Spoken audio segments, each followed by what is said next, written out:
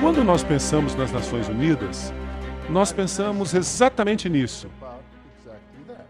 Uma organização política que une as nações. Isso parece algo digno de elogios. E a pergunta é, será que isso é tudo? Vocês se lembram que na Torre de Babel Deus separou as nações? Agora, se vocês observarem a sede das Nações Unidas em Nova York, vocês verão que é de fato um edifício notável. É um edifício grande chamado Nações Unidas. Ele é um edifício grande e o nome Nações Unidas foi cunhado pelo presidente Franklin D. Roosevelt dos Estados Unidos.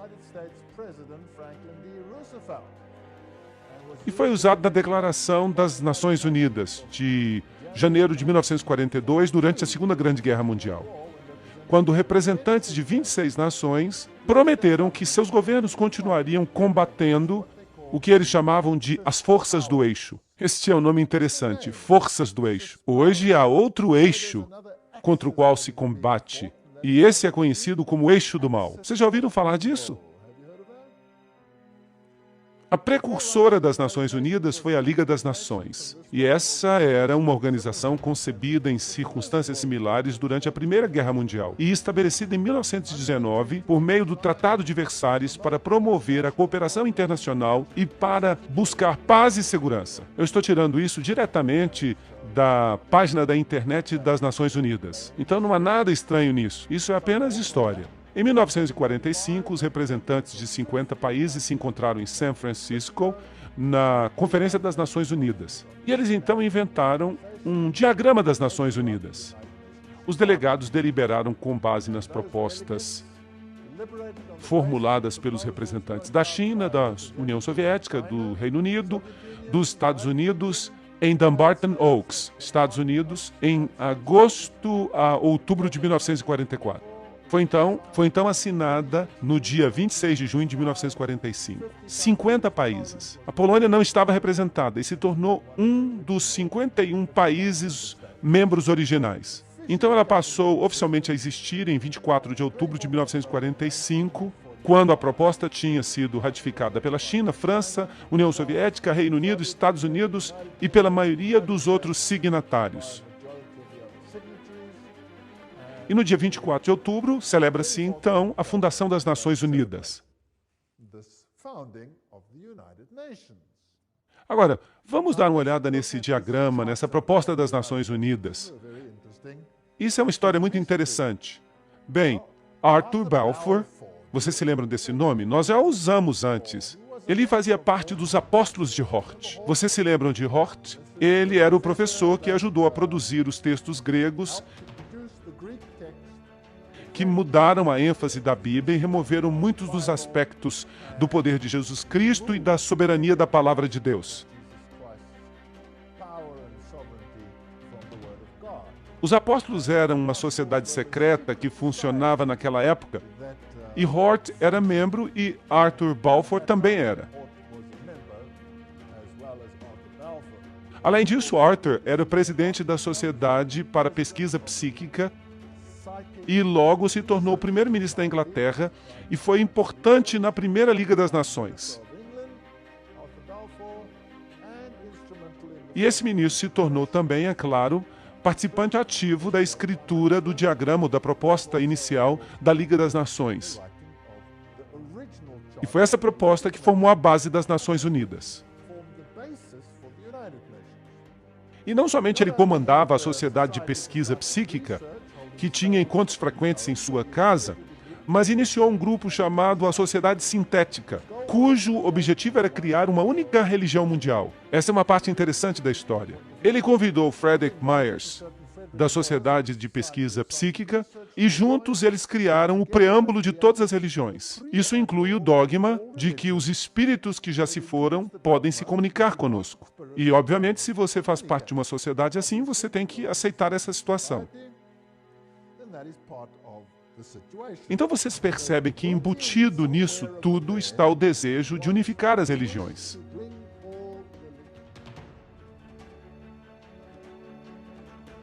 Agora vamos dar uma olhada em algumas figuras históricas das Nações Unidas. Alger Hiss se tornou o secretário-geral em exercício depois do estabelecimento das Nações Unidas. Em 16 de abril de 1945, nessa edição da revista Time, ele é chamado de um dos jovens mais brilhantes do Departamento de Estado. Foi Hiss e Joseph Johnson, que depois se tornou secretário dos Bilderbergers. Percebam que as sociedades secretas estão nisso. Foram eles que escreveram a maioria das propostas iniciais das Nações Unidas. Esses maçons de postos elevados, os Bilderbergers, foram os responsáveis por essas propostas. Agora, nós sabemos em que eles criam. Nós já fizemos uma palestra sobre isso e de vez em quando eu vou falar dessa palestra. Tendo como modelo a Constituição da Rússia e o Manifesto Comunista, e isso é muito interessante, então a Constituição da União Soviética é quase idêntica à Constituição das Nações Unidas, se vocês não sabiam disso. E aí estão todas as referências. Tudo que eu estou dizendo é citação, eu estou apenas lendo. Então, por favor, não fiquem zangados comigo. Se vocês querem ficar zangados, fiquem zangados com quem iniciou essa coisa. Eu não tenho nada que ver com isso. Lembre-se que eu também falei numa palestra anterior que as pessoas responsáveis por tentar unir todas as nações, colocando-as sob um único governo e por trás dos bastidores, unificar todas as religiões, isso não foi tudo dito em aberto, no domínio público. Isso pertencia mais ao domínio secreto. Winston Churchill foi um. Ele era responsável, claro, depois da guerra, em estabelecer esta organização como um todo. A criação de uma ordem mundial autoritativa é o último objetivo que nós devemos perseguir. E as Nações Unidas formaram parte disso. Charles de Gaulle também foi muito importante. As nações devem se unir em um único governo ou perecerão. Então, todos eles tinham a mesma filosofia. E havia esse homem, eu não sei nem como pronunciar o nome dele, Tocqueville, o primeiro secretário-geral oficial das Nações Unidas. Ele era um membro elevado do Partido Trabalhista Social Democrático da Noruega, que, por falar nisso, era uma espécie de ramificação da Terceira Comunista Internacional. E então veio este homem, Dag Hammarskjöld, e ele foi o segundo secretário-geral. Ele era um socialista sueco que abertamente defendia políticas comunistas. E então veio U Thant, terceiro secretário-geral, que era marxista. Então vocês percebem como a filosofia foi programada desde o início. Agora, eu não quero que vocês pensem que este era um método para produzir o anticapitalismo, porque os Estados Unidos também assinaram esta proposta. Então, por que os Estados Unidos assinariam algo que era, obviamente, tão contrário à sua própria filosofia? Bem, se você se lembra do princípio hegeliano, no qual duas posições antagônicas são estabelecidas no mundo, sendo que não é nenhuma das duas que se quer alcançar. O que você quer de fato é uma síntese intermediária. Então, o que você vê de fato são socialistas na função suprema de secretários-gerais. Mas se essas pessoas têm propensões marxistas ou propensões capitalistas neste nível, isso não faz a menor diferença. Com isso, o método quer criar é uma síntese, que é o tipo de governo que se deseja a partir de tudo isso. Então, deste caos, você eventualmente consegue o que você quer. Agora, esse U Thant, claro, um dos primeiros secretários-gerais, ele disse: os federalistas mundiais defendem diante de nós a visão de uma humanidade unificada, vivendo em paz, debaixo de uma ordem mundial. O coração desse programa, uma única sob a lei mundial, é realista e passível de ser alcançado. Isso é apenas para lembrar o que nós já dissemos antes. E é claro, por trás dos bastidores, sempre você tem o papado. Como vocês podem ver em todas estas palestras, o papado está sempre muito envolvido em tudo. Aqui está o Papa Paulo VI com o secretário-geral U Thant. Agora, este homem era marxista. Bem, vamos colocar dessa forma. Publicamente, ele defendia uma agenda marxista. Mas se você fosse de fato um iniciado, uma pessoa de dentro, ele de fato não tinha essa agenda. Isso era apenas uma questão de aparências, como Hegel também diria. Então não é surpreendente que aqui nós tenhamos um outro aperto de mão com outro secretário-geral cujo nome era Kurt Waldheim. Agora, qual que era a agenda ou qual que era a visão política de Waldheim? Alguém sabe? Alguém quer dar um chute? Quando a sua visão política se tornou pública, houve muitas manifestações como resultado disso, pois ele era nazista. Sim, vocês conseguem perceber a filosofia hegeliana aparecendo aqui? Aí você tem o marxismo, a antítese, ali você tem o nazismo, a tese, e no meio, a síntese. Então não importa de fato que filosofias eles escolhiam, porque no final das contas dava tudo na mesma coisa. O Papa Paulo VI foi o primeiro a introduzir esta cruz torta, ou cruz quebrada. Vamos ler o que isso significa. O Papa Paulo VI escreveu uma encíclica papal que convocou as nações a que abandonassem sua soberania para formar um governo mundial. O Papa estava por trás disso. Este era um pedido do próprio Papa. E essa cruz torta? Aqui temos uma citação para vocês. Papa Paulo VI. O Papa Paulo VI usou um símbolo sinistro usado pelos satanistas do século VI, que foi revivido na época do Segundo Vaticano. Trata-se de uma cruz torta ou quebrada, na qual se apresenta a figura repulsiva ou distorcida de Cristo, que os magos e feiticeiros da Idade Média tinham usado para representar o termo bíblico da marca da besta. Esta é uma citação interessante. E não apenas o Papa Paulo VI, mas também os seus sucessores, os dois João Paulos, carregaram esse objeto e o apresentaram às multidões para que fosse reverenciado. E eles não tinham a menor ideia que o símbolo representava o anticristo. Bem, esta é uma citação muito interessante sobre a cruz torta e o que ela representa. Bem, estas são as pessoas que estão por trás das Nações Unidas. Assim, o Papa, solicitando essa ordem, os secretários gerais aceitando o seu pedido, repetindo esse pedido nos dois lados da divisão política, para que parecesse uma filosofia atrativa para os dois lados. Agora, e o aspecto espiritual? Há uma organização interfé que é chamada de Templo da Compreensão. E eles publicam este boletim que é chamado de Boletim da Boa Vontade Mundial. Agora, nós temos que ver de onde vem a autoridade de uma organização assim. Porque há muitas pequenas organizações, e talvez esta aqui fosse apenas mais uma pequena organização. Então, quem são essas pessoas que formaram o Templo da Compreensão com este Boletim da Boa Vontade Mundial? Uma organização afiliada às Nações Unidas. É sempre bom a gente dar uma olhada nos fundadores. Bem, fundado por Juliet Hollister em 1960, o Templo da Compreensão tem como um de seus objetivos a criação de uma Nações Unidas espiritual. Nesta obra, para promover a compreensão entre as religiões, na base da unidade da família humana, o templo tem contado entre os seus membros e apoiadores com pessoas de influência mundial, como U Thant. Bem, aí está o próprio secretário-geral. Você não pode subir além disso. Eleanor Roosevelt, isso é interessante, Thomas Merton, Jawaharlal Nehru, Anwar el-Sadat, S. Radhakrishnan, além do centro principal em Nova York, porque há outras pessoas influentes que apoiam. Esta não é apenas uma organizaçãozinha que opera em uma das alas. Esta é uma organização importante. E onde é que ela funciona? Ela tem uma sede na Catedral de São João o Divino. Isso já está ficando até tedioso, não é verdade? Sempre a mesma coisa. Ela tem sucursais na Índia e no Reino Unido, representantes na África, América Latina, Ásia, no Oriente Médio.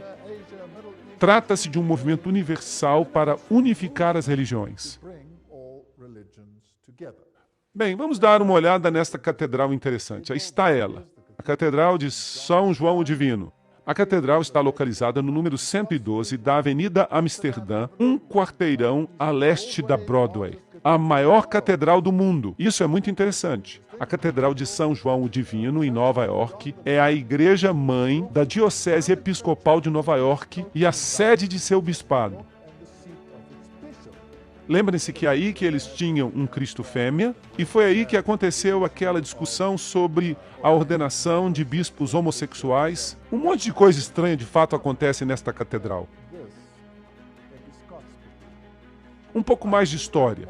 Jim Garrison, presidente da Fundação Gorbachev para a Nova Era, que foi uma fundação fundada por Gorbachev em Nova York, disse: nós vamos acabar tendo um governo mundial. Isso é inevitável. Vai haver conflito, coerção, mas depois consenso. Isso tudo vai fazer parte do que vai ser necessário para dar origem à primeira civilização global. Então vejam que aí está a agenda deles. Philip Jessup, membro da Corte de Justiça Mundial, uma pessoa muito importante, certo? Ele escreve: eu acredito que a soberania nacional é a raiz de todos os males.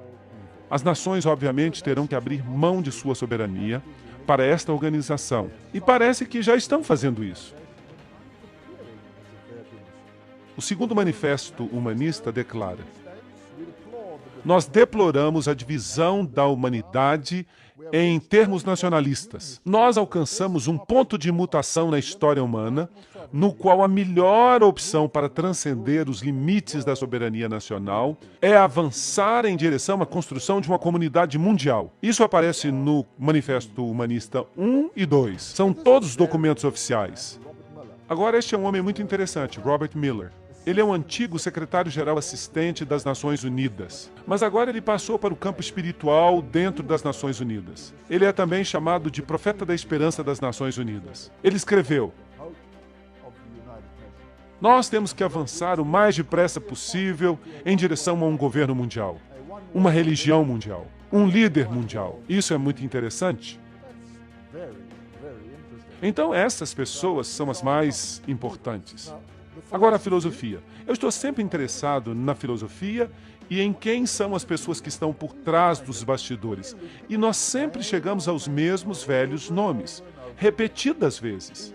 No livro A Conspiração de Aquário, de Marilyn Ferguson, uma pesquisa com pessoas da Nova Era mostrou que a figura mais influente para o despertar espiritual da Nova Era foi Pierre Teilhard de Chardin. Vocês se lembram quem ele era? Sacerdote jesuíta. Vejam vocês. Aí vocês têm o catolicismo, os jesuítas, como os principais incentivadores das Nações Unidas. Agora, o que Robert Mueller, o antigo secretário-geral assistente das Nações Unidas, tinha para dizer? Ele escreveu: Teilhard de Chardin sempre encarou as Nações Unidas como uma corporificação institucional progressiva da sua filosofia. Agora, aí está um secretário-geral assistente dizendo que as Nações Unidas corporificam a filosofia de Teilhard de Chardin. Agora, o que Teilhard de Chardin disse? Eu já mencionei uma parte da filosofia dele, mas vamos dar uma outra olhada com mais detalhes. Ele escreveu: embora sua forma ainda não seja completamente discernível, a humanidade amanhã despertará para um mundo pan-organizado. Um mundo pan-organizado. Bem, ok. O que mais ele tem a dizer?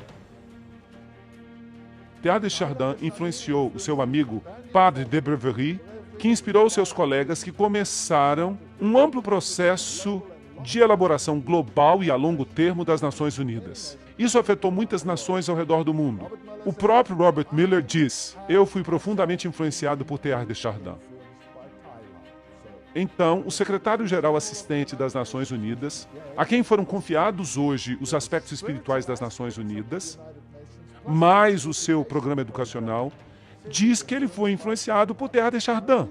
E Robert Miller escreve em seu livro O que eles mais me ensinaram foi a felicidade, dizendo: qualquer pessoa que gosta de Teilhard de Chardin reconhecerá nessa transcendência espiritual o que ele anunciou enfaticamente como o próximo estágio de nossa evolução.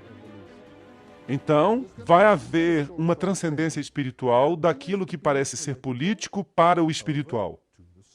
Bem, nós já vimos na palestra anterior que Teilhard de Chardin era um sacerdote jesuíta francês, eugenicista, marxista, panteísta, evolucionista, que talvez tenha estado envolvido naquele famoso embuste do homem de Piltdown. Ele era humanista e é conhecido como o pai da Nova Era. Trata-se de um homem muito influente. e ele parece ter estado muito ocupado. Ele sonhava com o fato de que a humanidade um dia se uniria a Deus e que perceberia sua divindade no chamado ponto ômega. Essa crença inspirou muitos líderes da nova era de hoje. De fato, Chardin é um dos escritores mais frequentemente citados pelos principais ocultistas da nova era. Eu também disse isso quando nós estávamos discutindo o movimento da nova era. Eu só estou lembrando vocês disso. Então nós podemos ficar unificados com Deus. E essa então seria a aparência do homem. E vejam que eu tirei isso diretamente da página dos jesuítas na internet. Eles todos falam dessa síntese evolucionária. O mundo da mente e do espírito. O mundo físico e o mundo da mente e do espírito. A união desses dois. E aqui estão algumas de suas citações. Vamos ver alguns detalhes mais. Este é o espírito da filosofia das Nações Unidas. Interessante. É uma lei do universo que em todas as coisas haja uma existência anterior. Antes de qualquer forma, há sempre uma forma anterior, menos evoluída. Nós todos estamos evoluindo em direção à divindade. Vejam que ele está dizendo que todos nós estamos nos tornando deuses. Que filosofia maravilhosa. O que eu estou propondo é que nós estreitemos a lacuna entre o panteísmo e o cristianismo, trazendo o que poderíamos chamar de alma cristã do panteísmo ou o aspecto panteísta do cristianismo. Que fascinante, hein? Deus está em tudo. Deus não é uma entidade separada. Nós mesmos somos deuses, fazemos parte de Deus. Quem é panteísta acredita nessas coisas. Eu só posso ser salvo quando eu me tornar um com o universo. Essa é também a filosofia do budismo. Eu acredito que o Messias, a quem nós aguardamos, a quem nós todos, sem dúvida, aguardamos, é o Cristo universal, ou seja, o Cristo da evolução. Bem, essa é a filosofia de Teilhard de Chardin. Não é interessante? Então, infelizmente, eu não posso concordar com um único J dessa filosofia. Ela não é bíblica. De fato, ela é uma blasfêmia. Uma convergência geral das religiões em relação ao Cristo universal que nos satisfaz a todos. Foi isso que Teilhard de Chardin disse no livro Cristianismo e Evolução. Isso é uma citação. Foi ele que disse. A convergência da religião que satisfaz a todos. E ele via as Nações Unidas como a corporificação desta filosofia. Esta me parece ser a única conversão possível do mundo e a única forma pela qual uma religião do futuro pode ser concebida. Isso significa que todos devem se unir. O que nós vamos obter se todas as religiões se unirem e enterrarem todos os emblemas de suas diferenças? Cria-se uma dor de separação, um caos que excede a dor da unidade. Será que isso é compreensível? É assim que se faz. Essa é a filosofia hegeliana. Essa é a filosofia da maçonaria. Na próxima fase haverá a unidade ou a dor inexplicável. Essa é a escolha. E qual das duas vai ser que a humanidade vai escolher? A que dói menos, obviamente, para sobreviver. Agora vamos dar uma olhada em todos esses secretários gerais. Vamos tentar descobrir se eles de fato abraçam essa filosofia ou não. Este é Dagmar Agnikau Hammarskjöld. Ele foi secretário-geral das Nações Unidas de 10 de abril de 1953 a 18 de setembro de 1961, quando ele morreu num acidente de avião, e ele era o quarto filho do primeiro-ministro da Suécia durante os anos da Primeira Guerra Mundial. Agora, o que ele fez nas Nações Unidas? Bem, uma das primeiras coisas que ele fez foi produzir ou criar uma sala de orações. Aí está ela, do lado esquerdo. Uma pedra no meio da sala tem muita coisa a nos dizer. Podemos imaginá-la como um altar, vazio não porque não haja Deus, não porque ele é um altar a um Deus desconhecido, mas porque é dedicado ao Deus a quem o homem adora sob muitos nomes e muitas formas. Que interessante. Aí está, então, uma sala de orações que tem só um altar de pedra que é construído com a forma de um retângulo, se vocês observarem, que tem certos significados interessantes. E todo o edifício, toda a sala, tem a forma de um trapezoide. Agora, o que isso quer dizer? Bem, aí também está o olho que tudo vê, e esse símbolo que nós vemos aqui está entre os hititas. É também o símbolo, se você olhar com cuidado, das Nações Unidas. Tem uma coroa de louros e tem a face voltada para cima no lugar exato onde é substituído pela terra. Talvez a melhor forma de compreender o que o olho que tudo vê representa é examinar a arquitetura da Sala de Meditação das Nações Unidas, em Nova York. A sala de meditação tem a forma de uma pirâmide, um trapezoide, sem a pedra de cima. Do lado de dentro, a sala tem pouca iluminação, mas vindo do teto está um raio de luz focado que se irradia até um rude altar de pedra. Na parede que está bem em frente, temos um mural moderno fantástico. E ele dinamicamente está cheio de símbolos do ocultismo, contendo 27 triângulos de várias configurações, uma mistura de pano de fundo preto, branco e colorido, e também uma linha vertical em forma de cobra. No centro está o olho que tudo vê, que atrai a atenção de milhões que visitam as Nações Unidas, com sua imagem surpreendente de suspeita e onipresença. Esta é uma citação de Tex Mars. E vejam algumas citações mais. A sala de meditação se volta para o norte e noroeste. Para entrar na sala, deve-se proceder das trevas para a luz. De fato, a ordem mediana da Irmandade Satânica é chamada de a Ordem do Trapezoide. E Anton LaVey, o fundador da Igreja de Satanás, se refere a um princípio do ocultismo conhecido como a Lei do Trapezoide. Então parece que nós temos uma sala cheia de ocultismo, e que é dedicada a um Deus que pode ser servido sob qualquer nome. O que eu conheço tem um nome apenas.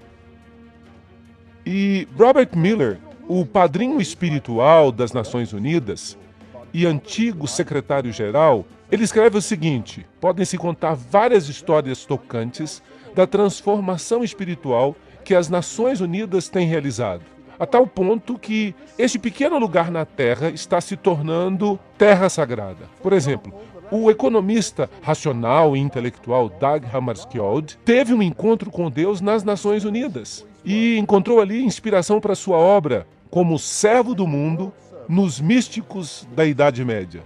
Vejam que ele não encontrou a sua inspiração da Bíblia. Ele a encontrou onde? Dos místicos. E nas suas extremidades, a sua decoração está cheia de espiritualidade e misticismo. Aí está. Essas são as palavras das próprias Nações Unidas ou de seus representantes, dizendo de onde esta inspiração veio. Agora vamos voltar um pouco até Foster e Alice Bailey. Alice Bailey foi a pessoa que recebeu mensagens ditadas de um espírito e que é conhecida como a profetisa da nova era. Eles começaram um grupo chamado Boa Vontade para o Mundo, uma ONG oficial dentro das Nações Unidas. E a declaração de propósito deste grupo é cooperar no mundo todo para a preparação do reaparecimento do Cristo. Então, as Nações Unidas, em outras palavras, é uma organização que se prepara para juntar todos os governos. Sim, mas isso é apenas no nível político. A agenda por trás disso tudo é fazer com que todas as religiões se juntem, a fim de se prepararem para a volta de Cristo. Que Cristo? Não Jesus Cristo, mas o Cristo cósmico. Porque Jesus não vai voltar para fazer o que eles pensam que vai acontecer, como nós veremos numa futura palestra. O Cristo deles quer ter um reino aqui na terra, mas Deus diz: o meu reino não é deste mundo. Agora, vamos dar uma olhada neste outro homem, Robert Miller. Aqui está ele, Dr. Robert Miller, antigo secretário-geral associado das Nações Unidas e chanceler da Universidade das Nações Unidas em prol da paz. Ele é o diretor do Partido da Paz 2000. É um homem muito importante. Robert Miller escreveu o seguinte apelo: decida abrir a si mesmo para Deus, para o universo, para todos os seus irmãos e irmãs, para o seu eu interior, para o potencial da raça humana, para a infinitude do eu interno. E você se tornará o universo. Você se tornará a infinitude. E você será finalmente real, divino, estupendo. Vejam que se trata da mesma filosofia. O que ele está dizendo aqui?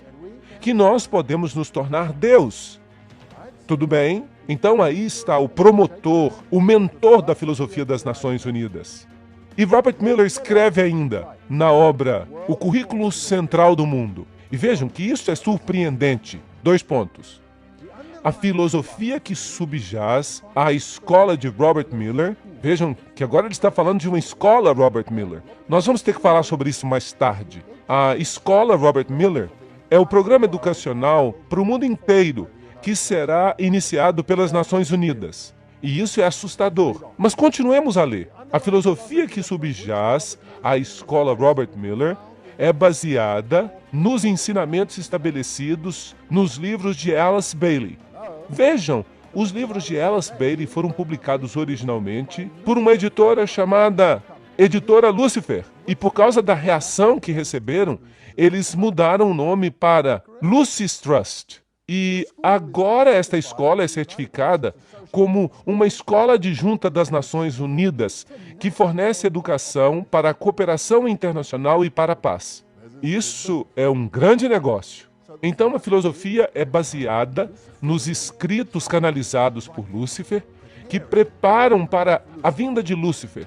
E lembrem-se do que eles disseram, que eles estavam bem abertos para isso. Alice Bailey alega que a evidência do crescimento do intelecto humano, juntamente com as linhas receptivas necessárias para a preparação da nova era, pode ser vista no planejamento de várias nações e nos esforços das Nações Unidas para formular um plano mundial. Deste ponto de partida, há um desdobramento. 3 fatores ocultistas governaram o desenvolvimento de todos esses planos. Agora vocês entendem por que eu chamei esta palestra sobre as Nações Unidas de a agenda do ocultismo? Porque Alice Bailey diz que há 3 níveis de ocultismo. E Robert Miller diz, sim, nós seguimos os escritos de Alice Bailey. Ela não foi muito explícita, mas ela declarou, dentro das Nações Unidas está o germe e a semente de um grande grupo internacional de meditação e reflexão. Um grupo de pensamento de homens e mulheres educados em cujas mãos jaz o destino da humanidade. Puxa vida, isso está sob o controle de muitos discípulos do 4º raio, e se vocês pudessem perceber, o seu ponto de foco meditativo está no plano budista da intuição, o plano sobre o qual toda atividade hierárquica de hoje é encontrada. Não se pode ser mais ocultista do que isso. O que ela está dizendo é que o âmago central das Nações Unidas é controlado por gente que está sob o controle de Lúcifer. É isso que ela está dizendo. Ela está dizendo que tudo isso é demoníaco. São suas palavras e não as minhas. Eu só estou lendo. Helena Petrovna Blavatsky, fundadora da Teosofia, ela foi a precursora, claro, dos livros de Bailey. E a teosofia foi, então, levada por Annie Ward Besant para lá. E então, de lá, foi levada para Alice Bailey. E aqui está a grande invocação que vai ter que ser lida e decorada por toda criança no futuro. Do ponto de luz dentro da mente de Deus, que o raio de luz saia para as mentes dos homens. Que a luz desça sobre a terra. Do ponto de amor dentro do coração de Deus, que o amor saia para os corações dos homens, que Cristo retorne à terra. Mas este Cristo não é Jesus Cristo. Do centro onde a vontade de Deus é conhecida, que o propósito guie as vontades diminutas e pequenas dos homens. Oh, que legal, parece bem pejorativo. O propósito que os mestres conhecem e servem. Que arrogância! Do centro que nós chamamos a raça dos homens, que o plano de amor e luz funcione e que ele possa selar a porta onde habita o mal. Isto é interessante. Que porta é essa onde habita o mal que deve ser selada? Bem, se você entende alguma coisa de ocultismo, você saberá que eles chamam a luz de trevas e as trevas de luz. E que eles dizem que Jesus é o mal. Nós lemos todas essas citações quando nós demos uma palestra sobre aquele assunto. Eles a selam, porque ali habita o mal, que a luz e o amor e o poder restaurem o plano da terra. Restaurem que plano? Restaurem o plano de quem? E o plano daquele que a fez não é restaurado. Bem, quem separou as nações? Deus separou as nações. E qual é o foco das Nações Unidas? Unir as nações. Então eles querem restaurar aquilo que o mal bagunçou, com este movimento brilhante de confundir as línguas. Bem, então continua dizendo, em resumo, que Deus e o diabo se confundem já por 4.500 anos. Quem está de fato no controle, então? Bem, aqui está Annie Besant na sua roupa de grau 33 da maçonaria. Comaçonaria. Vocês se lembram que nós falamos deste assunto. O livro-texto da Teosofia ensina a imortalidade, a reencarnação, a deidade do homem. Vejam a declaração de Djwhal Khul, que também inspirou Alice A. Bailey. Ele fala o seguinte sobre Alice A. Bailey. A.A.B., Alice A. Bailey, sabe quem eu sou e me reconhece pelos meus 2 nomes. Agora, isso é interessante, porque há 2 nomes. Vocês vão descobrir que nomes são esses. E então fica interessante. Isso é uma história de detetive, é muito interessante. Bem, a Bíblia diz, eles são espíritos de demônios, operando milagres, que saem para os reinos da terra e para o mundo inteiro, a fim de juntá-los para a batalha do grande dia do Deus Todo-Poderoso. Apocalipse 16:14. Lembrem-se que Helena Petrovna Blavatsky, a fundadora deste movimento, da qual Alice A. Bailey se tornou a suma sacerdotisa, disse: Lúcifer representa a vida, o pensamento, o progresso, a civilização, a liberdade, a independência. Lúcifer é o verbo, a serpente, o salvador. É Satanás que é o Deus de nosso planeta e o nosso único Deus. Então ela fala sobre a Virgem, que é Satanás e Lúcifer ao mesmo tempo, e do Espírito Santo, tudo em um. Então não importa se você o chama de Ísis ou se você o chama de Osíris, não importa. Não importa se você o chama de Baal ou Astarote, não importa. 2 nomes. Ele sempre se apresenta sob 2 nomes, 2 princípios. Alice Bailey foi a sucessora de Besant como líder da Casa da Teosofia. E o marido dela era um maçom de grau 32. Claro, parte da comaçonaria. Aí está ela, sacerdotisa e profetisa do movimento da Nova Era, que recebeu estas mensagens desta entidade espiritual, que tem que ser um demônio, Djwhal Khul. Seus escritos, como nós já dissemos, faz dela uma das 2 mulheres a ter escrito mais livros em tempos modernos. E qual era o seu principal objetivo? Os problemas da humanidade. Juntar a humanidade de novo, preparar o mundo para a volta de Cristo. Nós já lemos esta citação. Eu me dedico de novo para o serviço daquele que vem. Aquele que vem é um acrônimo no mundo do ocultismo para Lúcifer. E eu farei tudo o que eu puder para preparar as mentes e os corações dos homens para aquele evento. Eu não tenho nenhum outro objetivo na vida. E ela escreve ainda, o homem do Tibete, e ela está falando de Djwhal Khul, me pediu para anunciar que quando ele está falando de Cristo, ele está se referindo ao seu nome oficial como cabeça da hierarquia. O Cristo trabalha para todos os homens, sem levar em consideração a sua religião. Ele não pertence ao mundo cristão mais do que ao mundo budista, ou maometano, ou qualquer outra fé. Não há necessidade que alguém pertença à igreja cristã para se afiliar a Cristo. Vejam que ela não está falando então do cristianismo. As exigências são de amar o semelhante, viver uma vida disciplinada, reconhecer a divindade em todas as religiões e todos os seres e governar a sua vida diária com o amor. Amor, amor, amor, amor. Amor até gotejar. Este é o evangelho moderno. Ninguém mais pode advertir o outro. Ninguém mais pode falar de pecado. Ninguém mais pode falar de salvação. Ninguém mais pode apontar para Jesus Cristo como Salvador. Mas se você ama alguém, você não se vê na obrigação de advertir essa pessoa dos problemas que jazem à frente? E Alice Bailey escreveu, em primeiro lugar, ele vai voltar para um mundo que é essencialmente unificado. Vejam que não precisa estar todo unificado. O principal efeito da sua aparição certamente será demonstrar para todos os países os efeitos de um espírito de inclusão. Então, seu principal objetivo será desenvolver um espírito de inclusão. Uma inclusão que será canalizada ou expressa através dele. Então, o seu espírito trabalhará para fazer com que isto aconteça. E ela escreve, todos aqueles que buscam relacionamentos humanos corretos serão automaticamente atraídos a ele. Aham! Então, não temos que buscar a Jesus Cristo. Nós temos que buscar os relacionamentos humanos corretos. Vocês percebem que a ênfase fica toda na humanidade? Todos que buscam estas coisas serão automaticamente atraídos a ele, quer eles pertençam a uma grande religião do mundo ou não. Nós precisamos então de um espírito de inclusão. Bem, vamos continuar a leitura.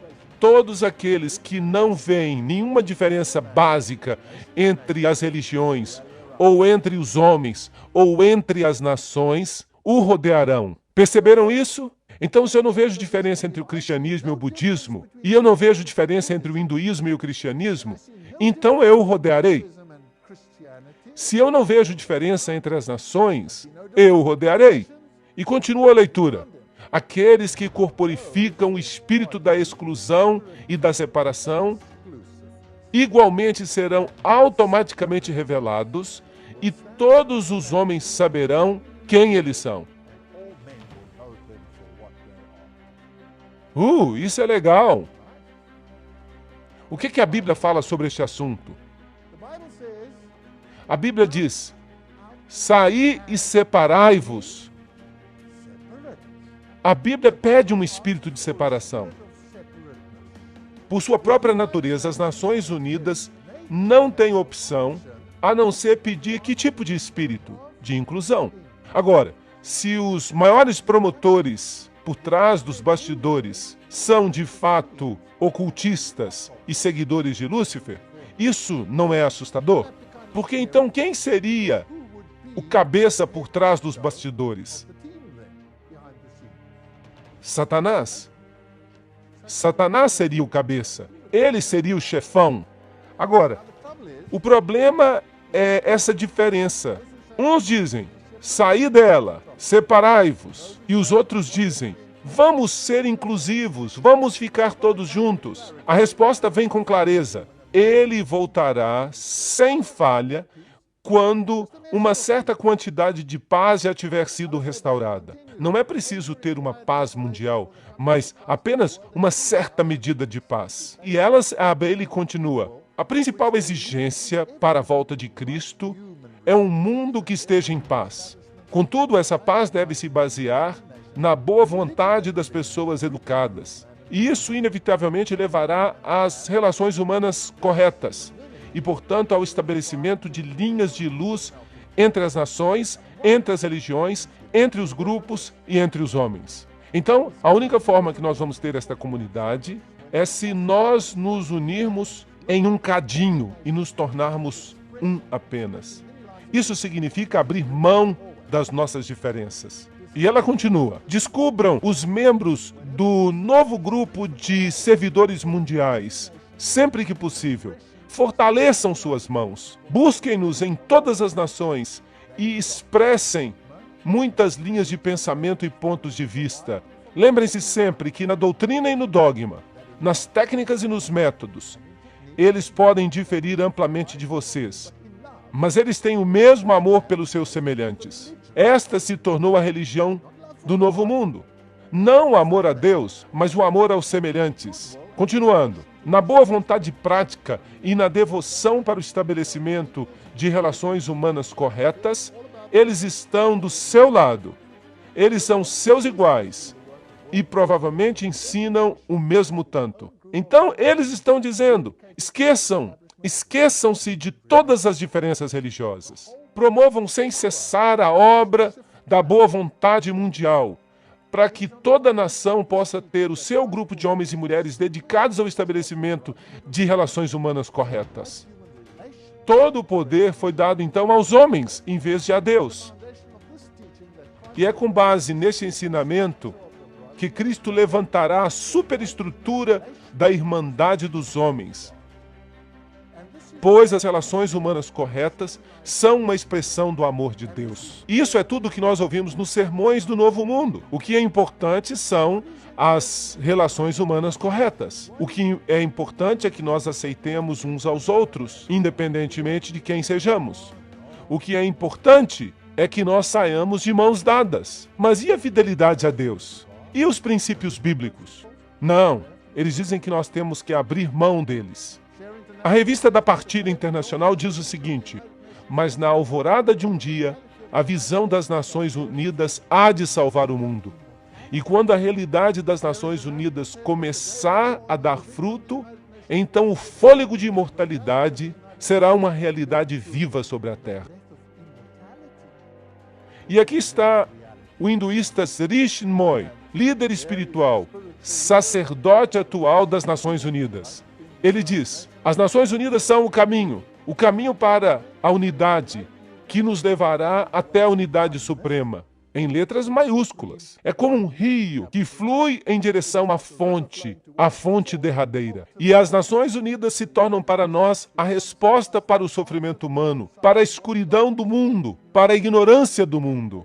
A visão interna das Nações Unidas é o dom supremo. E eles dizem que isso vai acontecer não importa quanto tempo demore. E o Dalai Lama diz: na esfera das relações internacionais, um sentido de maior responsabilidade compartilhada é especialmente necessário. Hoje, quando o mundo está se tornando cada vez mais interdependente, os perigos do comportamento irresponsável aumentaram drasticamente. A menos que percebamos que agora nós somos parte de uma grande família humana, nós não podemos ter esperança em relação à paz e à felicidade. Então, todos os líderes do mundo estão dizendo estas coisas. E as Nações Unidas, com seu simbolismo da antiga coroa de louros sobre um globo, nada mais é do que uma imitação do ideal antigo do paganismo, que Lúcifer, mais uma vez, quer concretizar no mundo em que nós vivemos hoje.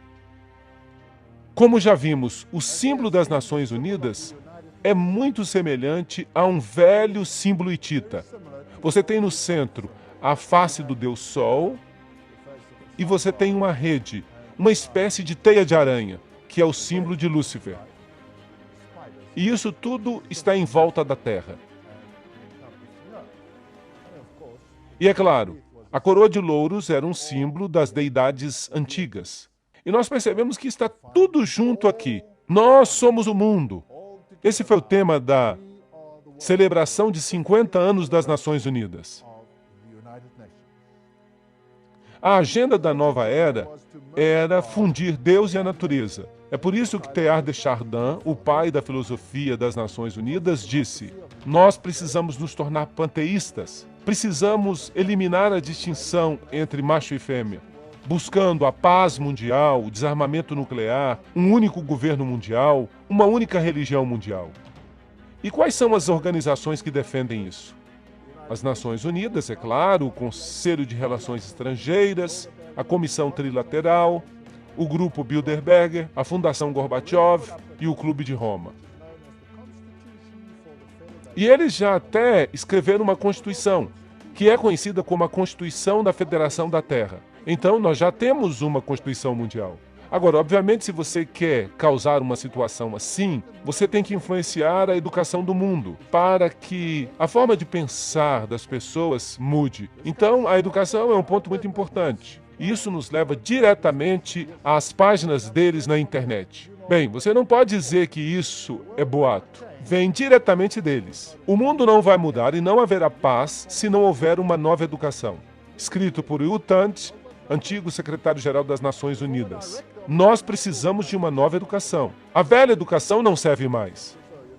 E o antigo diretor da Organização Mundial da Saúde, o Dr. Brock Chisholm, que é, claro, uma organização das Nações Unidas, diz: para conseguir um governo mundial, é necessário remover das mentes dos homens o seu individualismo. Isso é assustador, não acham? Remover a sua lealdade às tradições familiares. Isso é ainda pior. Remover o patriotismo nacional e os dogmas religiosos. Agora, estes são os promotores das Nações Unidas. Eles dizem que devemos acabar com o individualismo. Você deve se tornar um número. Você deve ser o que o Estado diz. E isso é marxismo. O Estado é supremo e você não é nada mais do que um catecúmeno. Nada. Você deve abrir mão de sua individualidade. Mas vocês sabiam que Deus nos criou como seres livres? Cada um de nós. Nós não nos sujeitamos a ninguém a não ser a Deus, porque somente Deus pode receber a sua sujeição em confiança, porque Ele é 100% sem egoísmo, e Ele provou isso quando Ele veio a esta terra. Você gostaria de se sujeitar a Lúcifer e ser preso com correntes às suas carruagens, a seus desejos? Eu detestaria isso, mas de qualquer forma, para isso você teria que abrir mão do seu individualismo. Agora vamos dar uma olhada de novo em Robert Miller. Filósofo, profeta do Papa, grande estadista em nível mundial, o que a gente pode chamar de homem poderoso. Ele é o chanceler da Universidade da Paz, criada pelas Nações Unidas. Ele é o criador do que agora é conhecido como Currículo do Centro Mundial. Isso diz tudo. E ele é conhecido no mundo inteiro como o pai da educação global. Há 29 escolas Robert Miller no mundo. E a cada ano, mais estão sendo criadas. O Currículo do Centro Mundial conquistou para ele o prêmio da Unesco de Educação para a Paz em 1989. E ele recentemente esboçou uma moldura para a cobertura midiática mundial. O que você vê na sua televisão é o que eles querem que você veja, não o que você deveria ver. No serviço público, ele também esboçou uma moldura para a consciência cósmica e planetária, e uma moldura para as artes e a cultura. Bem, então a sua forma de pensar culturalmente deve ser transformada. Você deve se encaixar numa moldura para as artes e a cultura. Esse é um jeito de falar ocultista. Afinal de contas, ele mesmo disse que ele é um seguidor de Alice Bailey. Miller é então o autor do Currículo do Centro Mundial. O que ele faz? E vejam que isso é uma citação. Nós precisamos incutir nas nossas crianças uma cidadania global, crenças centradas na terra, valores socialistas, uma forma de pensar coletiva, para que elas se tornem a mão de obra para o século XXI. Vejam, seus filhos devem ser modificados. Nós estamos vivendo, de fato, num mundo assustador. O que Robert Miller escreve sobre esse Currículo do Centro Mundial? Ele diz: um currículo de centro mundial pode parecer utópico hoje. No final do ano 2000, será que nós já passamos isso? Sim. Será uma realidade diária na Terra. O que ele está dizendo aqui? Todas as escolas do mundo. Agora, acreditem em mim, eu já vi o sistema educacional. Eu oficialmente deixei o sistema educacional há um mês. E o que eu tenho visto nos últimos anos, as mudanças, é de arrepiar o cabelo. Tudo isso é de arrepiar o cabelo. É de arrepiar o cabelo. Se é isso que nos espera, então que Deus ajude este mundo. Nós já vimos que ele diz que sua filosofia se baseia em Alice Bailey. E o Currículo do Centro Mundial está ligado a essa unol.org.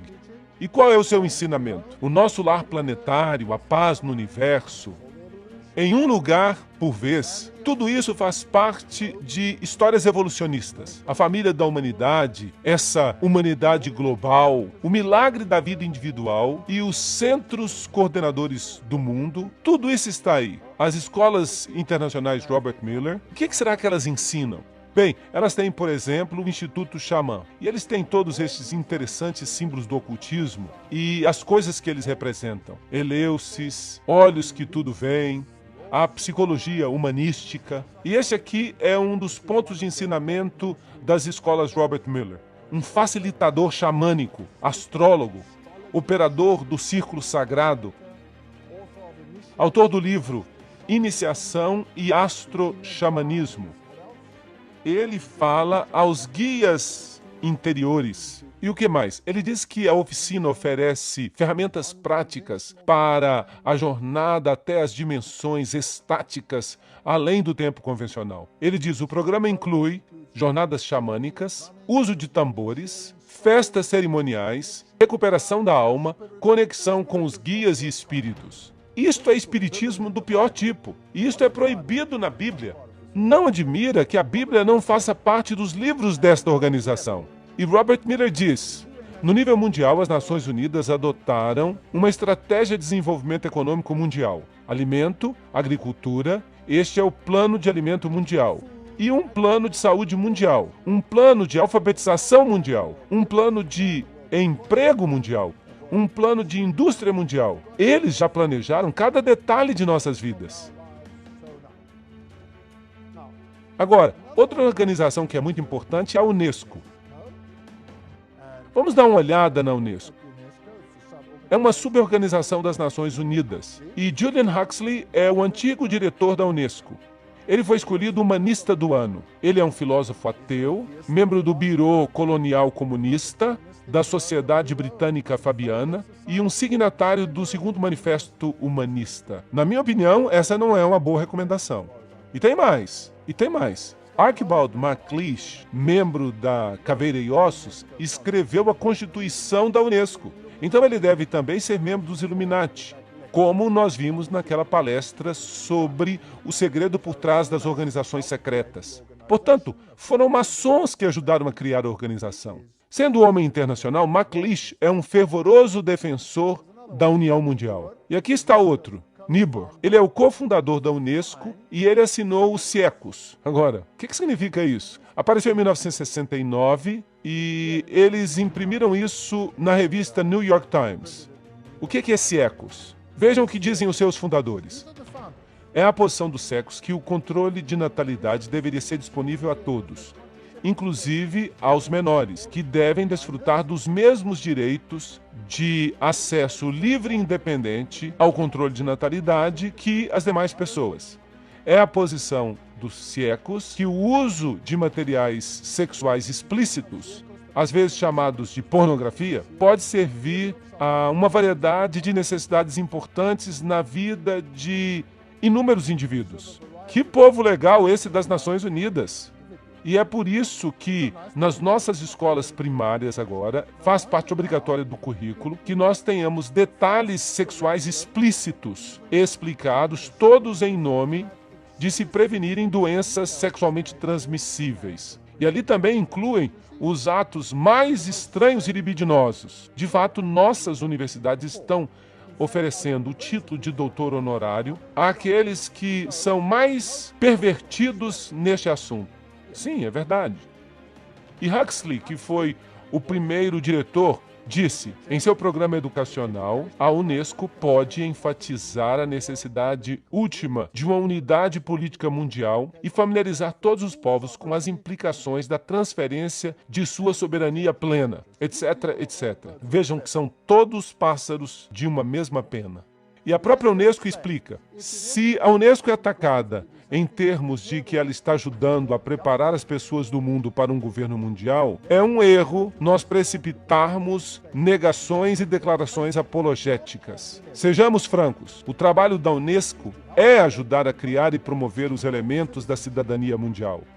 Diante desta acusação, nós devemos admitir de todas as formas e em todos os momentos. É isso que a própria Unesco diz. Então eles não negam nada. Sob a orientação de Huxley, eles prepararam um guia para professores. Agora, eu gostaria que os pais prestassem atenção. Por favor, todos os que têm crianças, anotem isso.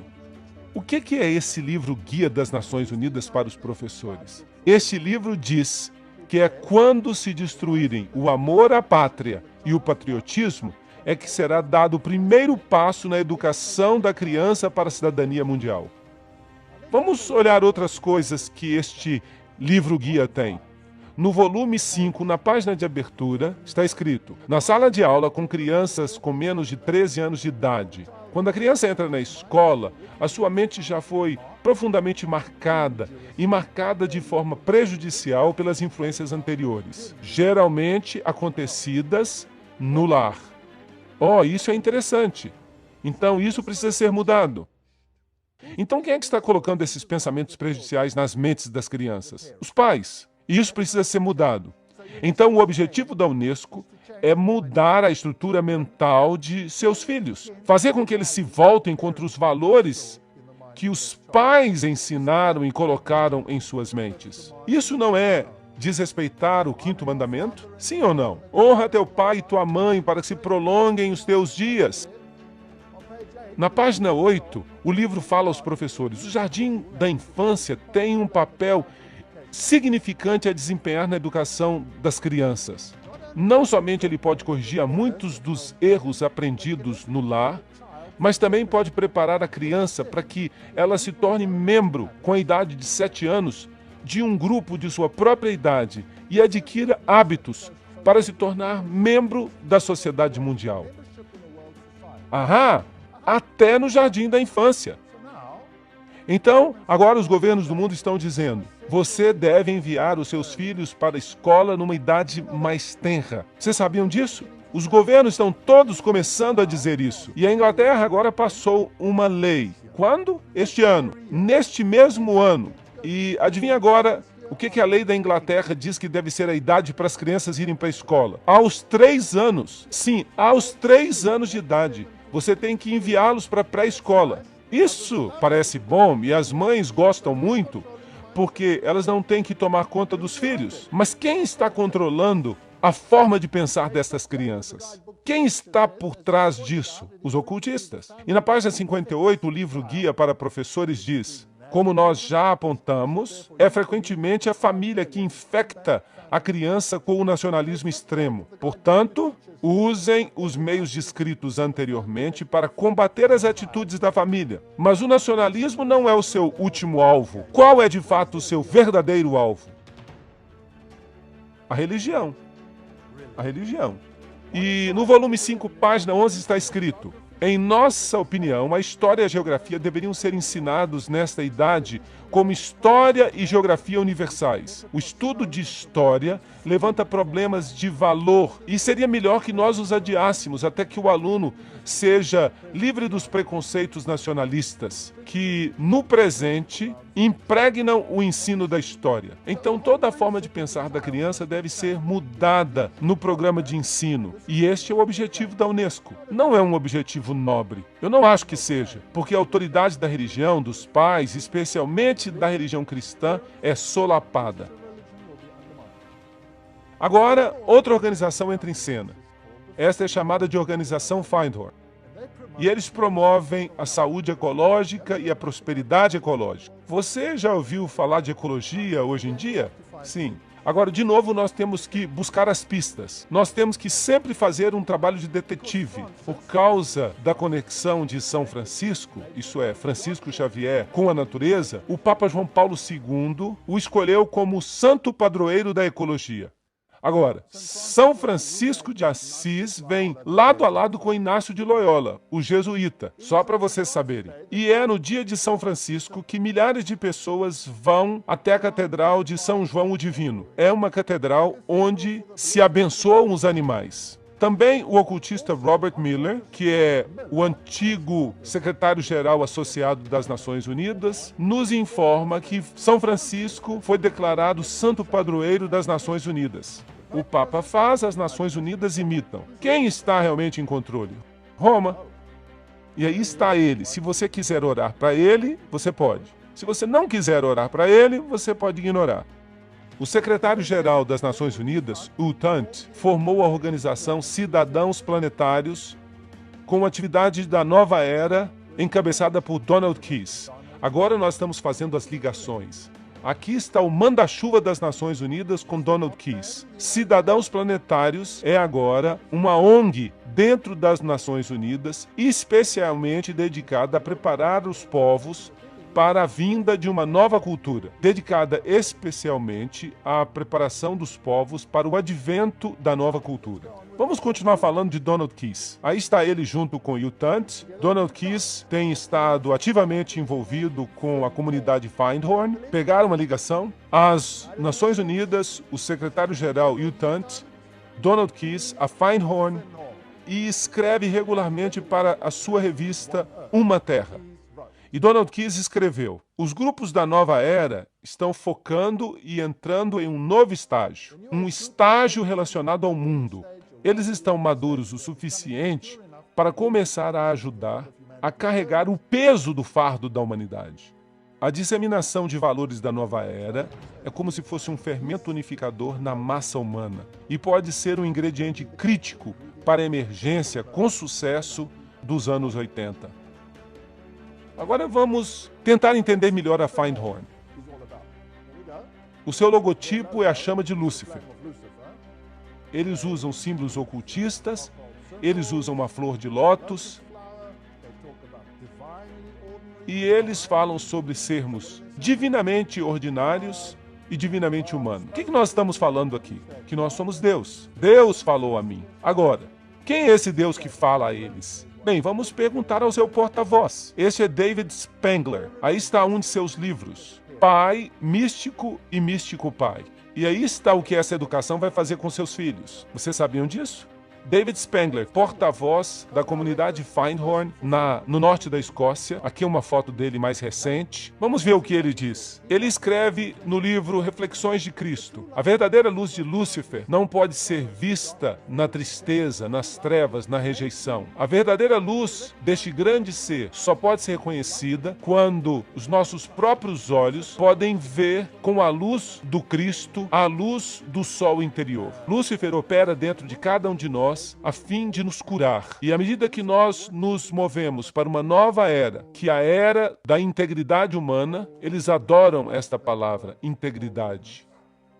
Cada um de nós, de alguma forma, chega ao ponto que eu chamo de iniciação luciférica, uma porta particular pela qual o indivíduo deve passar se ele vai chegar plenamente à presença de sua luz e de sua integridade. Lúcifer vem para nos dar o presente final da integridade. Então, quem de fato essas pessoas estão adorando?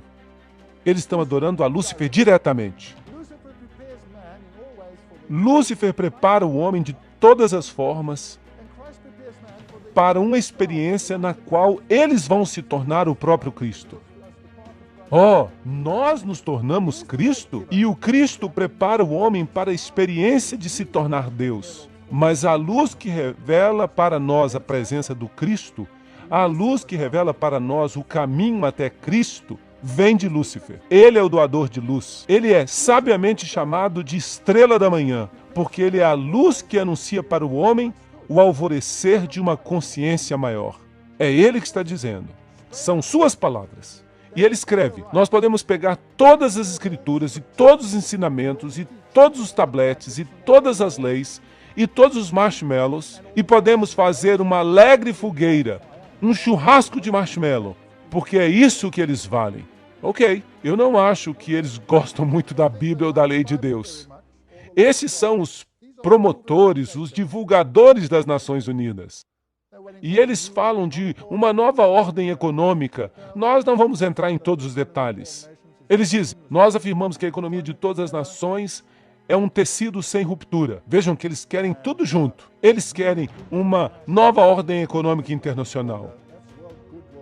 Esse é o comentário da boa vontade mundial.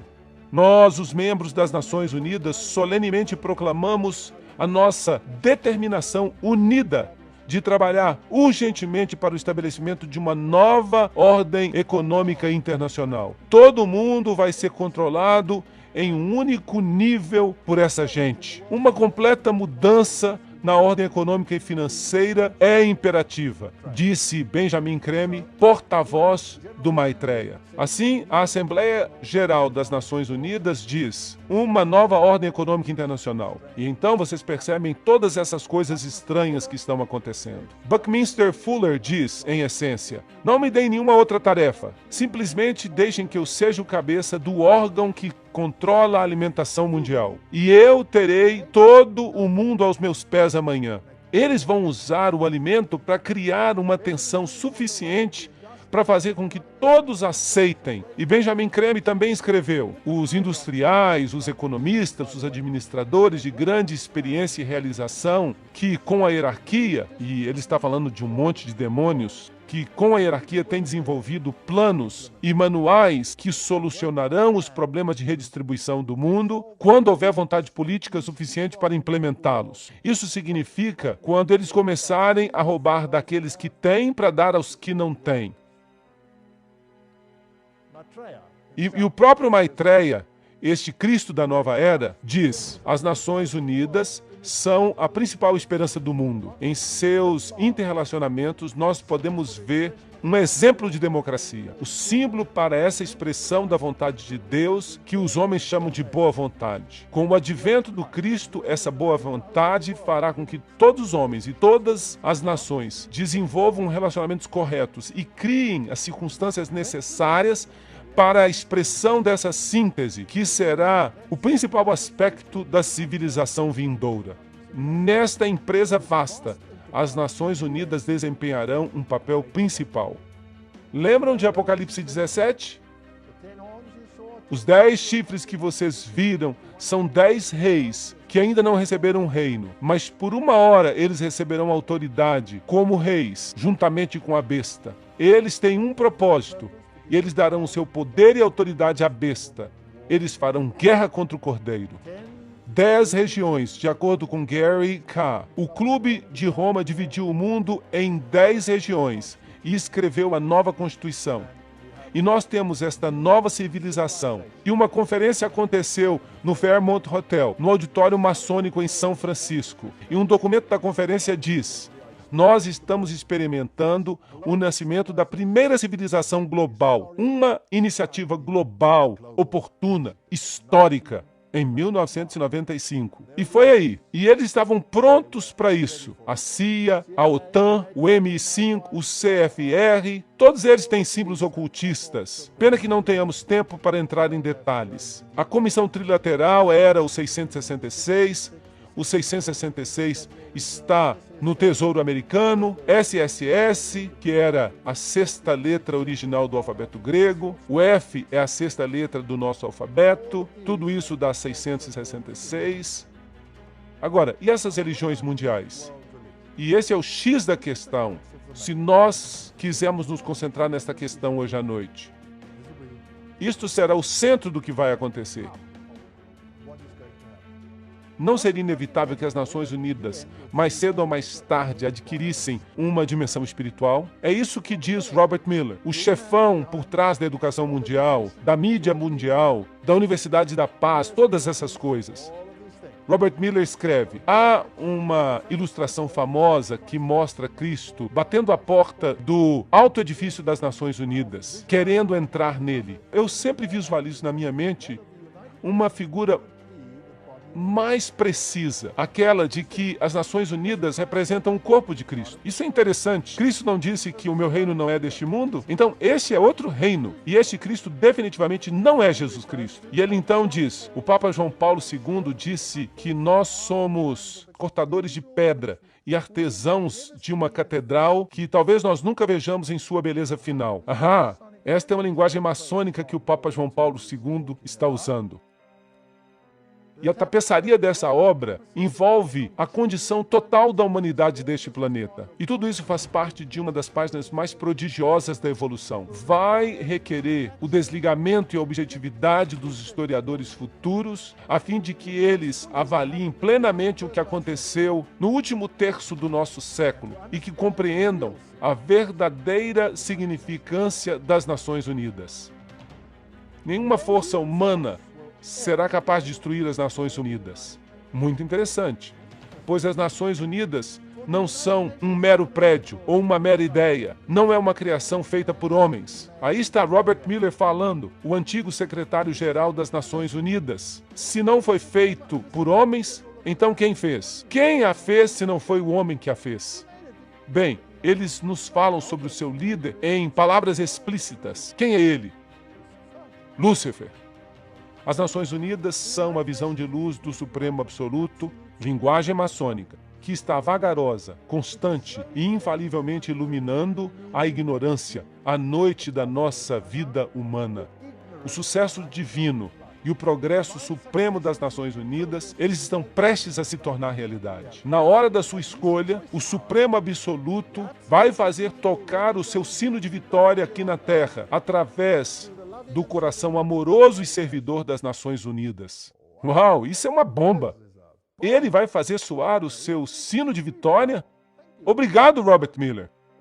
O que mais você tem a dizer nesta questão? Decida abrir-se ao potencial da raça humana, à infinitude de seu eu interno, e você se tornará o universo. Finalmente você será o verdadeiro e divino eu. Isso, de fato, coloca todos os ingredientes no bolo. Eu estou cada vez mais atraído a alguns dos ensinamentos mais simples e, no entanto, mais importantes do Cristo e de todos os grandes profetas e visionários. Eu estou cada vez mais convencido de que o que eles previram é o início daquilo que vai se tornar realidade neste planeta e de que a humanidade vai transcender, vai se metamorfosear naquilo que aqueles grandes sonhadores, visionários e profetas imaginaram. Nós estamos mudando, nós vamos sofrer uma mudança. As principais religiões do mundo, no final, todas vão querer a mesma coisa. Será?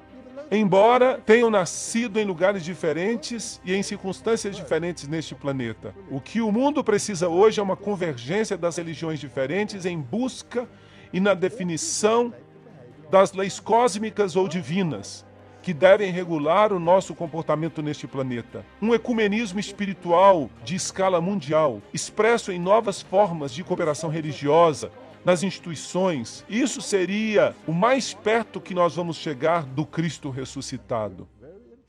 Muito obrigado, muito interessante. A paz será impossível, Robert Miller fala, sem que domemos o fundamentalismo através de uma religião unida, que professe fidelidade somente a uma espiritualidade global e à saúde deste planeta. Então o fundamentalismo tem que ser domado. Vamos começar com o islamismo. E onde vocês acham que eles vão terminar? Certamente no cristianismo. A nova religião mundial deve se basear nas verdades que têm sobrevivido ao teste dos séculos. Elas estão constantemente tomando forma no pensamento humano, e por elas as Nações Unidas lutam. O meu grande sonho pessoal, escreve Robert Miller, é conseguir uma aliança eficaz entre todas as principais religiões e as Nações Unidas. Que fascinante! Não pode haver uma dissociação entre a Igreja Universal e a loja sagrada dos verdadeiros maçons e os círculos internos das sociedades esotéricas. É isso que Alice Bailey e Robert Miller dizem que é a sua filosofia. Então aí está, maçonaria, luciferianismo, este é o reino na Terra. Em junho de 1995, uma conferência de cúpula, Interfé, foi realizada em São Francisco, com o propósito de unificar as religiões do mundo em uma organização global. A Organização das Religiões Unificadas é chamada de ORU e é para ser uma organização internacional interreligiosa cujo modelo é as Nações Unidas e afiliada às Nações Unidas. De acordo com sua literatura, W.B. Broward declara que a ORU acabou de lançar o seu manifesto escrito em junho de 1997. E por volta de junho de 2000, a organização estará plenamente estabelecida e operando globalmente a partir de junho de 2005. Quão longe nós estamos disso tudo? Está bem ali, virando a esquina, e essas coisas me deixam animados. Ela vai cooperar intimamente com as Nações Unidas e suas organizações a fim de complementar a política e a diplomacia das Nações Unidas. Na Conferência Interfé, o bispo anglicano William S. Wing fez o desafio para uma nova civilização global. Ele disse: nós estamos no limiar de uma nova era mundial que pode ser definida por uma polarização crescente que alimenta uma espiral de escalada de conflito e violência, ou pela crescente cooperação global que apela à raça humana para que trabalhe os seus limites nacionais, étnicos e religiosos a fim de servir a um bem maior para o globo. Vocês percebem para onde caminhamos? Robert Miller, e isso é muito interessante, da Dispatch Magazine, diz: não se preocupe se todas as religiões se liguem à Organização das Religiões Unidas. Muitas nações não se filiaram às Nações Unidas no início, mas depois elas se arrependeram e fizeram esforços para se filiar. A mesma coisa aconteceu com a comunidade europeia, e será o caso com as religiões mundiais. Porque quem quer que fique de fora, cedo ou tarde vai se arrepender. Uau! Agora, isso é fascinante. Para onde caminhamos? Mais cedo ou mais tarde vão se arrepender. Este homem aqui é Joseph Reed. Ele é o subsecretário-geral das Nações Unidas atualmente. E ele está falando numa grande convenção dos Adventistas do Sétimo Dia. E ele vai lhes dizer exatamente quem vai estar no controle. Vamos ouvi-lo.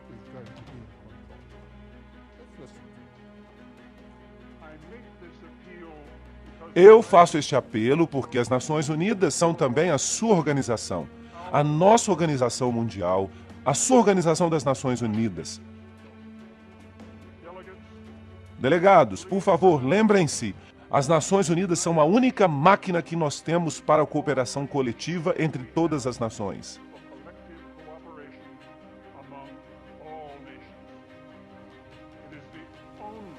É a única instituição de escala mundial para promover o desenvolvimento. As Nações Unidas são o único mecanismo universal para proteger os direitos humanos. As Nações Unidas são a única moldura que compartilhamos para fortalecer a legislação internacional. Delegados, as Nações Unidas não representam o luxo da vida internacional. A obra das Nações Unidas é de vital importância para a melhoria da vida em nosso planeta. Isso é fascinante. As Nações Unidas são a sua organização. É o único corpo para isso, para aquilo. Agora, esse não foi o discurso que ele escreveu. Ele o leu para o secretário-geral das Nações Unidas. Agora nós temos um problema. Eu não quero fazer parte de uma organização conectada com Lúcifer. Esta é a minha opinião pessoal. As tradições místicas das principais denominações facilmente interagem com as tradições das religiões pagãs do mundo. Práticas de meditação, técnicas de visualização, exercício de respiração estão sendo agora usados para nos conectar com o reino espiritual. Ao fazer isso, esses líderes religiosos, como o Papa e o Dalai Lama, estão todos no mesmo plano. Carta de Discernimento, 1996. Uma religião para todos. O objetivo de uma religião mundial é a boa vontade mundial. Lembrem-se que todas essas são organizações filiadas às Nações Unidas, fundada por gente do mais alto escalão. As igrejas e as religiões mundiais deveriam indicar a unidade em todas as facetas da verdade, que promoverão uma plataforma universal, uma plataforma à qual todos os homens, em todos os lugares, poderão pertencer. Essa plataforma deveria incluir a verdade de que todos os homens são divinos. Obrigado! Será que você pode fazer isso? Sim ou não? Eu espero que não. A verdade de que a evolução governa o crescimento do ser humano. Eu não creio nisso tampouco. Todo indivíduo é um Deus, todos os homens são divinos. E a evolução existe. O fato da imortalidade, da persistência eterna, a reencarnação, isso tudo vem da divindade essencial de todo homem. Vejam que a Bíblia claramente nos ensina que não existe isso de encarnação, pois compete a todo homem morrer. Mas eu estou fazendo essas citações diretamente dos seus escritos. A preparação de homens e mulheres de boa vontade é necessária a fim de introduzir novos valores, novos parâmetros, novas atitudes, para preparar a vinda de um mestre mundial, as exigências de uma nova ordem mundial e uma reorganização da estrutura social. Eu mesmo não quero ter nenhuma parte com isso. Eu não quero nada disso. E Alice A. Bailey escreve: as mesmas velhas fórmulas, as mesmas velhas teologias e as mesmas velhas interpretações são agora consideradas adequadas para satisfazer as necessidades e curiosidade moderna do homem. Mas elas não são. A igreja hoje é a tumba de Cristo e a pedra da teologia foi retirada da porta do sepulcro. Uau! Jesus e sua teologia, adeus, adeus. Ela escreve ainda: o dia está amanhecendo em que todas as religiões serão consideradas como emanando de uma única grande fonte espiritual. Tudo será visto como uma união que fornece a raiz da qual a religião mundial universal inevitavelmente emergerá. Então não haverá mais nem cristão nem pagão, nem judeu nem gentio, mas simplesmente um grande corpo de crentes reunidos de todas as religiões atuais. Isso parece bom, mas de quem será essa religião? Eles aceitarão as mesmas verdades, não os conceitos teológicos, mas conceitos essenciais à vida espiritual. Eles se levantarão juntos na mesma plataforma de irmandade e de relações humanas. Eles reconhecerão sua filiação divina e buscarão a união para cooperar com o plano divino. Essa religião mundial não é um sonho vão, mas algo que está definitivamente se formando hoje. Carta da Boa Vontade Mundial, 1993. Eu estou citando. Isso tudo vem das Nações Unidas. Então, obviamente, o mundo vai se mover em direção a esta plataforma unificada. E haverá aqueles que propagarão um espírito de separação. Isso está correto? Será que nós podemos ver isso acontecendo? E então haverá conflito. E Robert Miller diz que aqueles que não entrarem no jogo vão fazer o quê? Eles vão se lamentar. Então, obviamente, nós estamos caminhando para um confronto. Assim, os objetivos e esforços expressos das Nações Unidas produzirão fruto eventual e uma nova igreja de Deus, reunida de todas as religiões e grupos espirituais. Vejam, uma nova igreja de Deus. Eu não quero ser parte dessa nova igreja de Deus. Eu acho que ela me dá náuseas.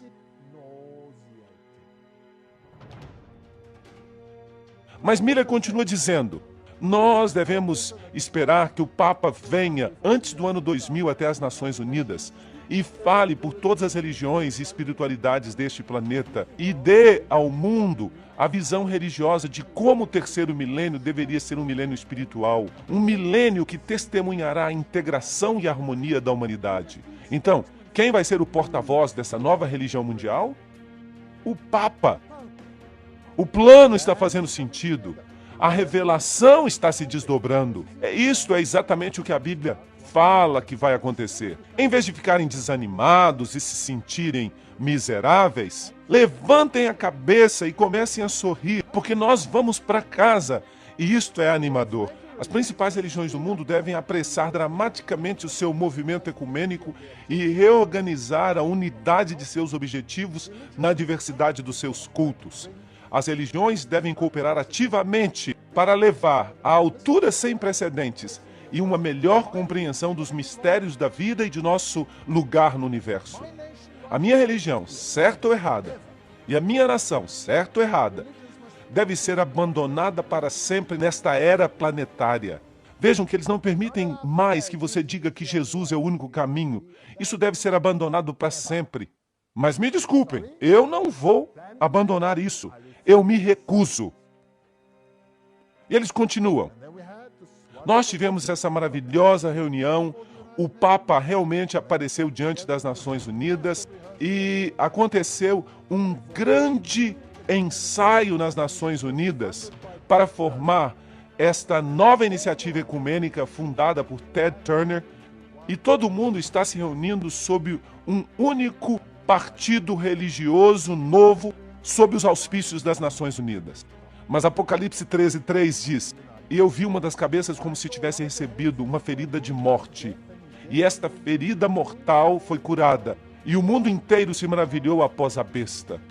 E Josué 24:15 diz: e se vos parecer mal servirdes ao Senhor, escolhei hoje a quem servireis, se aos deuses que vossos pais serviram do outro lado do rio, ou aos deuses dos amorreus. em cujas terras vós habitais. Mas quanto a mim e minha casa, nós serviremos ao Senhor. Esta é a decisão que nós precisamos tomar.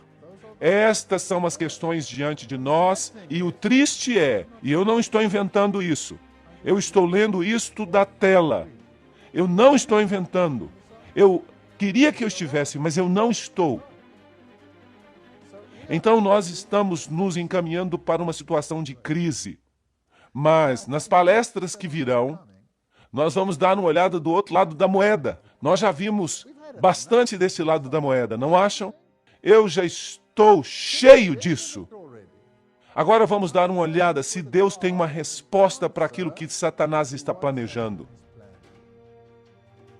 Agora, eu lhes dei um outro cartãozinho, como este, e eu tenho uma pergunta aqui. Eu estou começando a ver que a batalha não é realmente política. Perceberam isso hoje à noite? A batalha não é realmente política, mas é político-religiosa. Eles querem a sua adesão, eles querem a sua mente.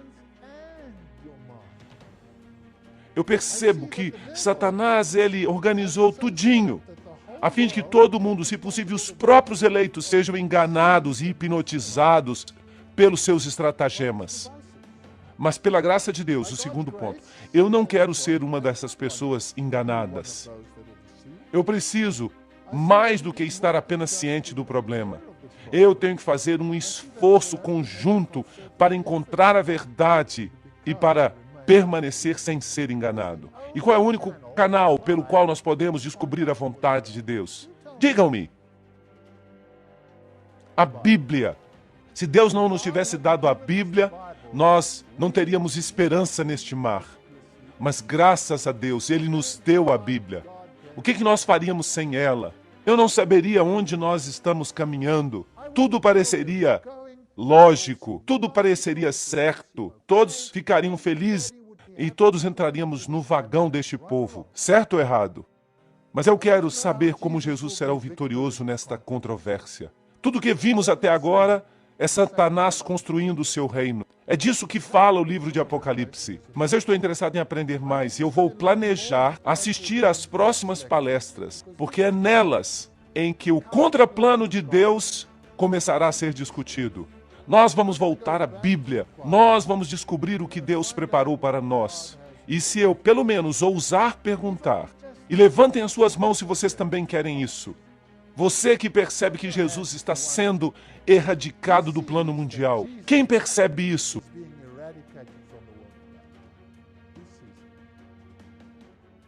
Uau! Está havendo um massacre de Jesus Cristo.